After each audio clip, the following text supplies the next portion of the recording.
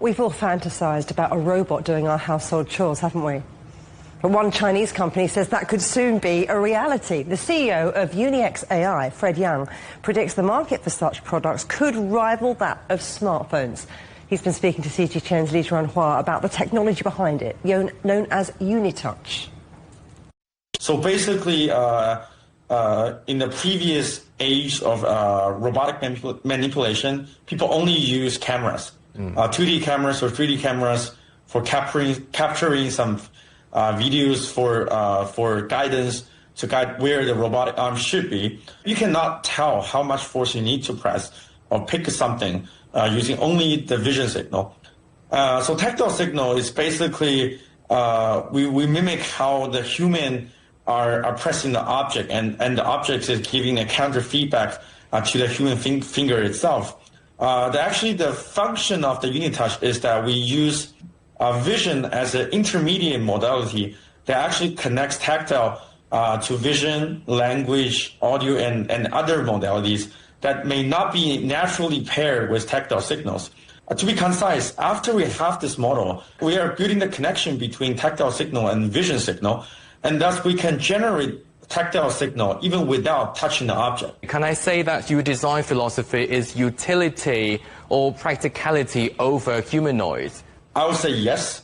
So the reason we have this foundation model is that you will find that actually tactile sensor is a very immature sensor compared to the vision, compared to the camera or other sensors. It's pretty expensive. So when I was a PhD at Yale just 2 years before, the cost for one tactile sensor is roughly $1,000 US, and there's a gel on the top of the sensor. Normally that can only last for 3 to 5 years, and that makes the tactile signal and tactile sensor really hard to commercialize.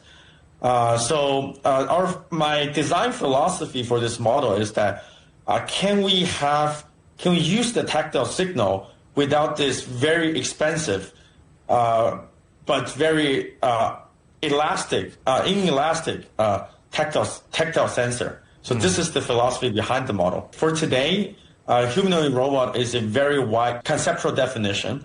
It's not only the robot that have 2 legs and 2 arms that we call the humanoid robot, but also the robot that actually works like a human. We call it embodied intelligence, a humanoid robot. And how big is the market for embodied artificial intelligence you mentioned just now? So in theory, it's a very large one. It's a countless market. But I think for now, we are only focusing on a very, very small subset of the market. But even though that is a very huge market. So take one of the job we are doing, for example, we have a robot that can act as a safeguard in schools, buildings, hospitals, and home and houses.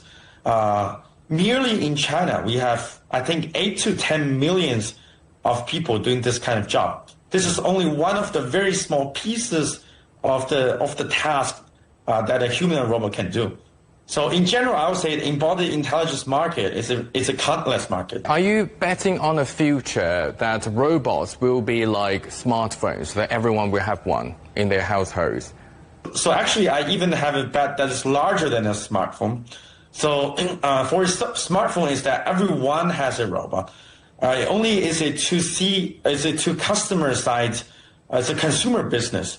But for a robot, if we are going to the ultimate phase, or it's not only an item that every people should have in their house, it also enters into industry. It enters into the service field. It also enters into every field that actually a human is working right now.